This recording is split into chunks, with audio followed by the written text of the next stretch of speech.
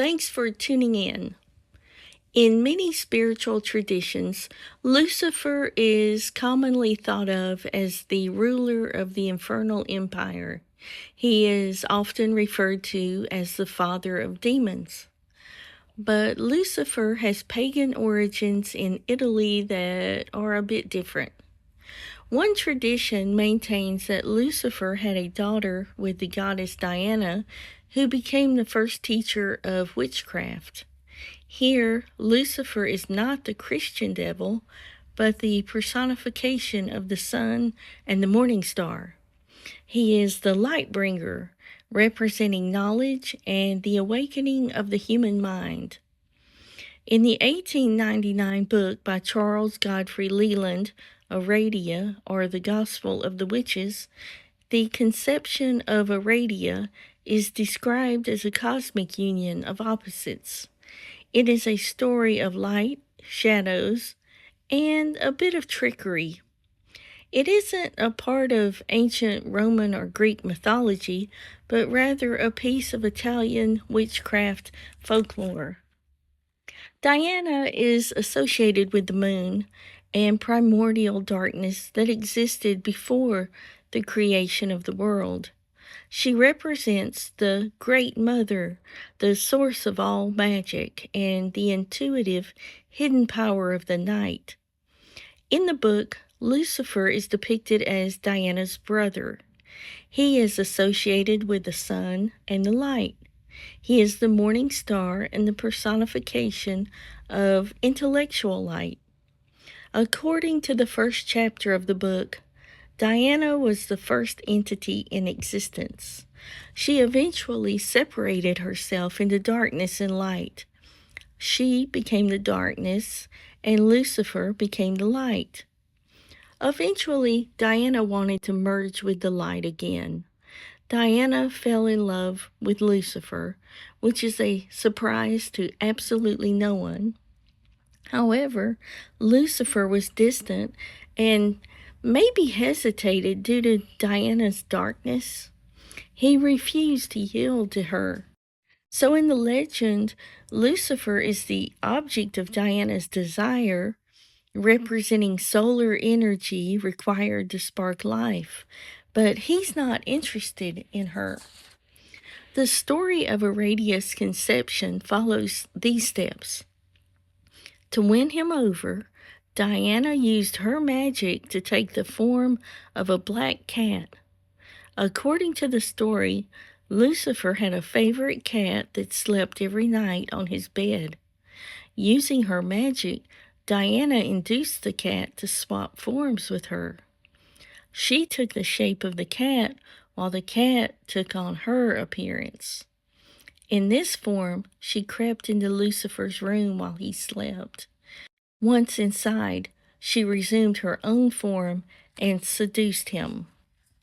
Their union is sometimes described as the dawn, the moment where light and dark meet to create a new reality. Their connection represents the balance of opposites. Lucifer represents the solar, active, and intellectual light, while Diana represents the lunar, receptive, and intuitive darkness. Leland portrays Aradian's birth not just as a mythological birth, but as a magic formula. By uniting the darkness, Diana and moon, with the light, Lucifer and sun, they created a daughter who represents the bridge between the divine world and the human world. After the union that produced Aradia, Lucifer remains the solar figure in the mythic cycle, while Diana is the active goddess who interacts with the world through her daughter. According to the belief, Diana sent Aradia to Earth to teach the oppressed peasants the secrets of witchcraft so they could liberate themselves from their masters and the church. Diana gave Aradia 4 specific tasks. The first was to teach witchcraft to humanity.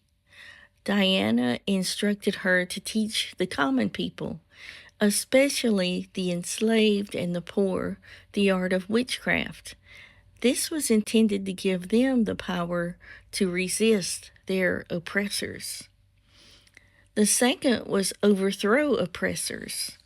Diana told Aradia that by using magic, the people should destroy their evil masters, the feudal lords, oppose the influence of the church and, quote, priests who tell lies, unquote, break the chains of slavery and reclaim their freedom.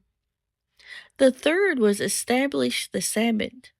Diana commanded Aradia to teach her followers how to gather once a month during the full moon to worship Diana.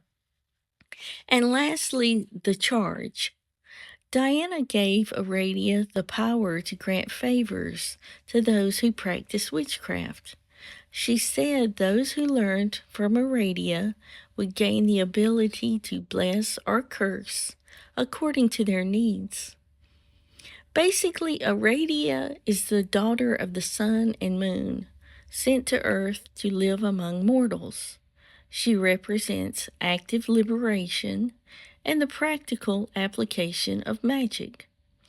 In the Gospel of Witches, the first witches were escaped slaves and peasants fleeing from feudal lords. They fled into the mountains and remote forests of Italy to live in freedom. Because their worshippers lived in the mountains, Diana and Lucifer were said to dwell with them in spirit, and the witches would perform rituals to honor them. So in this tale, Lucifer and Diana are the parents of the first witch teacher, the Queen of Witches.